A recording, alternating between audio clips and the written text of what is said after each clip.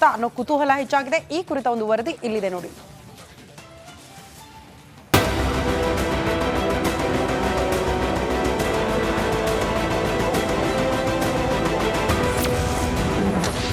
ಜನವರಿ 22, 2024 ರಾಮ ಮಂದಿರ ಉದ್ಘಾಟನೆ. ಜನವರಿ 22, 2025 ಕುಂಭದಲ್ಲಿ ಯೋಗಿ ಸಂಪುಟ. ಕುಂಭಮೇಳದಲ್ಲಿ ಹಿಂದೂ ರಾಷ್ಟ್ರದ ಬಗ್ಗೆ ನಿರ್ಣಯ. ಎಸ್, ಮೋದಿ ಹಾಗೂ ಯೋಗಿ ಏನ್ ಮಾಡಿದ್ರು ಡಿಫ್ರೆಂಟೇ. ಇದೀಗ ಯೋಗಿ ನಾನೇ ಬೇರೆ, ನನ್ನ ಸ್ಟೈಲೇ ಬೇರೆ ಅಂತ ತೋರಿಸೋದಕ್ಕೆ ಹೊರಟಿದ್ದಾರೆ. ಕುಂಭಮೇಳದಲ್ಲಿ ಯೋಗಿ ಸಚಿವ ಸಂಪುಟ ನಡೆಸಲಿದ್ದಾರೆ. ಈ ಸಭೆಯಲ್ಲಿ 54 ಜನ ಸಚಿವರು, 130ಕ್ಕೂ ಹೆಚ್ಚು ಅಧಿಕಾರಿಗಳು ಭಾಗಿಯಾಗಲಿದ್ದಾರೆ. 12 ಗಂಟೆ ಸುಮಾರಿಗೆ ಸಭೆ ನಡೆಯಲಿದೆ.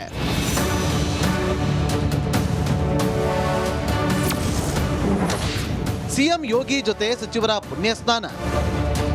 ಇನ್ನು ಯೋಗಿ ಸಚಿವ ಸಂಪುಟ ನಡೆಸೋದಕ್ಕಿಂತ ಮುಂಚೆ ಕುಂಭಮೇಳದಲ್ಲಿ ಪುಣ್ಯ ಸ್ನಾನ ಮಾಡಲಿದ್ದಾರೆ. ಇವರ ಜೊತೆ ಹಲವು ಸಚಿವರು ಸ್ನಾನ ಮಾಡುವ ಸಾಧ್ಯತೆ ಇದೆ. ಟೆಂಟ್ನಲ್ಲಿ ನಡೆಯಲಿದೆ ಸಚಿವ ಸಂಪುಟ. ಯೋಗಿ ತೆಗೆದುಕೊಳ್ಳುತ್ತಾರಾ ಖಡಕ್ ನಿರ್ಣಯ? ಕುಂಭಮೇಳದಲ್ಲಿ ಯೋಗಿ ಹಿಂದೂ ದೇಶ ಹಾಗೂ ಉತ್ತರ ಪ್ರದೇಶದ ಭವಿಷ್ಯಕ್ಕಾಗಿ ಹಲವು ನಿರ್ಧಾರಗಳನ್ನು ತೆಗೆದುಕೊಳ್ಳುವ ಸಾಧ್ಯತೆ ಇದೆ. ಸನಾತನ ಧರ್ಮದ ಉಳಿವಿಗೆ ಮೋದಿ ಹಾಗೂ ಯೋಗಿ ಯಾವುದೇ ನಿರ್ಧಾರ ತೆಗೆದುಕೊಳ್ಳಲು ಹಿಂಜರಿಯಲ್ಲ ಅನ್ನೋ ಈ ದೇಶದ ಹಿಂದೂಗಳಿಗೆ ಗೊತ್ತಿದೆ. ಹೀಗಾಗಿ ಯೋಗಿ ಸರ್ಕಾರ ಕುಂಭಮೇಳದಲ್ಲಿ ಸಚಿವ ಸಂಪುಟದಲ್ಲಿ ಏನ್ ಡಿಸಿಷನ್ ತೆಗೆದುಕೊಳ್ಳುತ್ತಾರೆ ಅನ್ನೋದು ವಿರೋಧಿಗಳಲ್ಲಿ ನಡುಕವನ್ನ ಹುಟ್ಟಿಸಿದೆ. ಉತ್ತರ ಪ್ರದೇಶ ಧಾರ್ಮಿಕ ನಗರಿ ಆಗಲಿದ್ಯಾ? ಇದಕ್ಕಾಗಿಯೇ ಯುಪಿಯ 7 ಜಿಲ್ಲೆಯನ್ನ ಒಟ್ಟು ಮಾಡಲಿದ್ದಾರೆ. 7 ಜಿಲ್ಲೆಗಳನ್ನ ಸೇರಿಸಿ ಧಾರ್ಮಿಕ ಕಾರಿಡಾರ್ ಮಾಡಲಿದ್ದಾರೆ. ಈಗಾಗಲೇ ಈ ಬಗ್ಗೆ ಬ್ಲೂ ಪ್ರಿಂಟ್ ರೆಡಿ ಮಾಡಿ ಇಟ್ಟಿದ್ದಾರೆ. ಪ್ರಯಾಗ್ರಾಜ್, ವಾರಣಾಸಿ ಸೇರಿದಂತೆ ಅಕ್ಕಪಕ್ಕದ ಜಿಲ್ಲೆ. ಇದಕ್ಕಾಗಿ ಒಂದು ಪ್ರಾಧಿಕಾರ ಕೂಡ ರಚನೆ ಆಗಲಿದೆ. ಒಟ್ನಲ್ಲಿ ಸ್ವಲ್ಪ ದಿನ ಕುಂಭಮೇಳದಿಂದಲೇ ಯೋಗಿ ಸರ್ಕಾರ ನಡೆಯುತ್ತೆ. ಸಚಿವ ಸಂಪುಟದಲ್ಲಿ ಹಲವು ನಿರ್ಣಯ ಹೊರಬೀಳುವ ಸಾಧ್ಯತೆ ಇದೆ. ಇದು ವಿರೋಧಿಗಳಲ್ಲಿ ನಡುಕವನ್ನ ಹುಟ್ಟಿಸಿದೆ. Bureau report, Republic Kannada. ಈ ಬಗ್ಗೆ ಮತ್ತಷ್ಟು ಡೀಟೇಲ್ಸ್ ಅನ್ನ ಕೊಡೋದಕ್ಕೆ ನನ್ನ ಸಹೋದ್ಯೋಗಿ ರಂಜಿತ್ ಶಿರಿಯಾರ್ ನೇರ ಸಂಪರ್ಕದಲ್ಲಿ ಜಾಯಿನ್ ಆಗ್ತಿದ್ದಾರೆ. ರಂಜಿತ್, ಈ ಸಚಿವ ಸಂಪುಟದ ಹೈಲೈಟ್ಸ್ ಬಗ್ಗೆ ಮಾಹಿತಿ ಕೊಡಿ.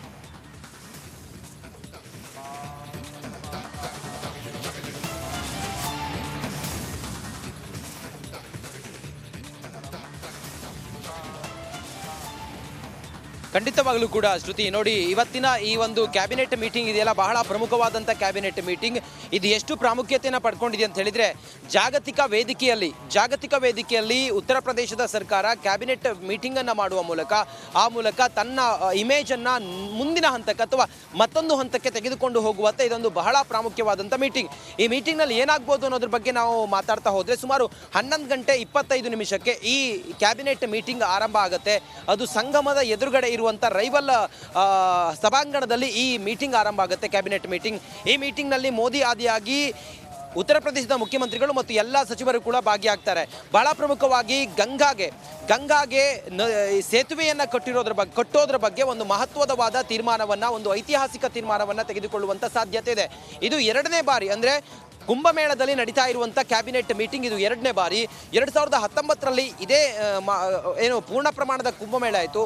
ಆಗ ಯೋಗಿ ಆದಿತ್ಯನಾಥ್ ಅವರು ಕ್ಯಾಬಿನೆಟ್ ಮೀಟಿಂಗನ್ನು ಮಾಡುವ ಮೂಲಕ ಮೀರತ್ನಿಂದ ಪ್ರಯಾಗ್ರಾಜ್ನವರೆಗೂ ಕೂಡ ಗಂಗಾ ಎಕ್ಸ್ಪ್ರೆಸ್ ಅನ್ನು ಆರಂಭ ಮಾಡಿ ಒಂದು ಐತಿಹಾಸಿಕ ತೀರ್ಮಾನವನ್ನು ತೆಗೆದುಕೊಂಡಿದ್ರು. ಇವತ್ತು ಕೂಡ ಈ ಕ್ಯಾಬಿನೆಟ್ ಮೀಟಿಂಗ್ ಒಂದು ದೊಡ್ಡ ಮಟ್ಟದಲ್ಲಿ ಸಂಚಲನ ಆಗ್ಬೋದು. ಅದು ಉತ್ತರ ಪ್ರದೇಶದ ಅಭಿವೃದ್ಧಿ ಮತ್ತು ಮೂಲಸೌಕರ್ಯವನ್ನು ಕಲ್ಪಿಸುವ ನಿಟ್ಟಿನಲ್ಲಿ ಬಹಳ ಪ್ರಮುಖವಾದ ನಿರ್ಧಾರವನ್ನು ತೆಗೆದುಕೊಳ್ಬೋದು ಅನ್ನೋದ್ರ ಬಗ್ಗೆ ಒಂದು ಖಂಡಿತವಾಗಲೂ ಕೂಡ ಇದೆ. ಸದ್ಯಕ್ಕೆ ಎಲ್ಲ ಕಡೆಗಳಲ್ಲೂ ಕೂಡ ನಾಕಾಬಂದಿ ಪೊಲೀಸರು ಹಾಕಿದ್ದಾರೆ. ಮತ್ತೆ ಬರುವಂಥ ಎಲ್ಲ ಕ್ಯಾಬಿನೆಟ್ನ ಸದಸ್ಯರು ಕೂಡ ಇವತ್ತು ಸಂಗಮದಲ್ಲಿ ಪುಣ್ಯ ಸ್ನಾನವನ್ನು ಮಾಡ್ತಾರೆ. ಎಲ್ಲ ಕಡೆಗಳಲ್ಲೂ ಕೂಡ ಬ್ಯಾರಿಕೇಡ್ಗಳನ್ನು. ಮೇಳದ ಸಂಭ್ರಮದ ನಡುವೆಯೇ ಯೋಗಿ ಸರ್ಕಾರ ಪ್ರಯಾಗ್ರಾಜ್ನಲ್ಲಿ ಸಂಪುಟ ಸಭೆ ನಡೆಸುವುದಕ್ಕೆ ನಿರ್ಧಾರ ಮಾಡಿದೆ. ಸಭೆಯಲ್ಲಿ ಯೋಗಿ ಸರ್ಕಾರ ಮಹತ್ವದ ನಿರ್ಧಾರ ಕೈಗೊಳ್ಳುತ್ತಾ ಅನ್ನೋ ಕುತೂಹಲ ಹೆಚ್ಚಾಗಿದೆ. ಈ ಕುರಿತ ಒಂದು ವರದಿ ಇಲ್ಲಿದೆ ನೋಡಿ.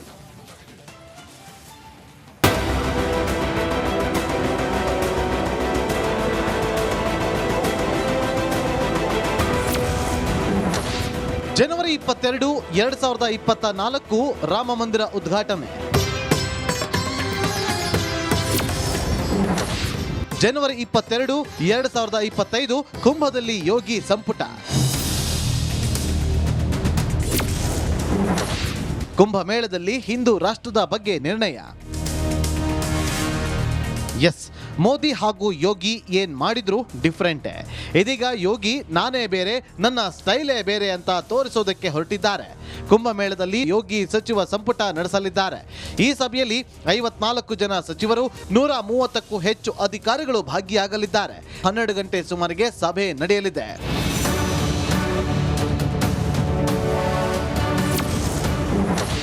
ಸಿಎಂ ಯೋಗಿ ಜೊತೆ ಸಚಿವರ ಪುಣ್ಯ ಸ್ನಾನ. ಇನ್ನು ಯೋಗಿ ಸಚಿವ ಸಂಪುಟ ನಡೆಸೋದಕ್ಕಿಂತ ಮುಂಚೆ ಕುಂಭಮೇಳದಲ್ಲಿ ಪುಣ್ಯ ಸ್ನಾನ ಮಾಡಲಿದ್ದಾರೆ.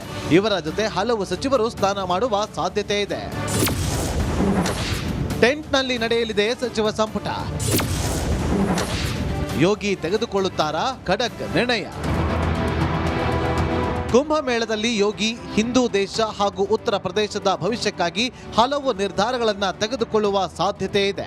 ಸನಾತನ ಧರ್ಮದ ಉಳಿವಿಗೆ ಮೋದಿ ಹಾಗೂ ಯೋಗಿ ಯಾವುದೇ ನಿರ್ಧಾರ ತೆಗೆದುಕೊಳ್ಳಲು ಹಿಂಜರಿಯಲ್ಲ ಅನ್ನೋ ಈ ದೇಶದ ಹಿಂದೂಗಳಿಗೆ ಗೊತ್ತಿದೆ.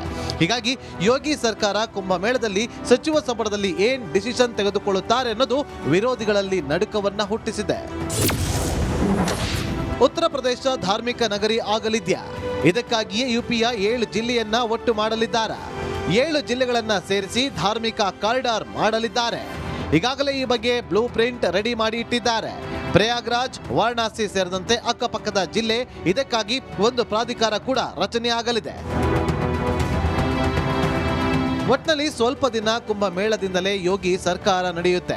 ಸಚಿವ ಸಂಪುಟದಲ್ಲಿ ಹಲವು ನಿರ್ಣಯ ಹೊರಬೀಳುವ ಸಾಧ್ಯತೆ ಇದೆ.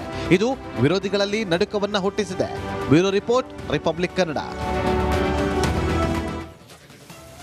ಈ ಬಗ್ಗೆ ಮತ್ತಷ್ಟು ಡೀಟೇಲ್ಸ್ ಅನ್ನ ಕೊಡೋದಕ್ಕೆ ನನ್ನ ಸಹೋದ್ಯೋಗಿ ರಂಜಿತ್ ಶಿರಿಯಾರ್ ನೇರ ಸಂಪರ್ಕದಲ್ಲಿ ಜಾಯ್ನ್ ಆಗ್ತಿದ್ದಾರೆ. ರಂಜಿತ್, ಈ ಸಚಿವ ಸಂಪುಟದ ಹೈಲೈಟ್ಸ್ ಬಗ್ಗೆ ಮಾಹಿತಿ ಕೊಡಿ.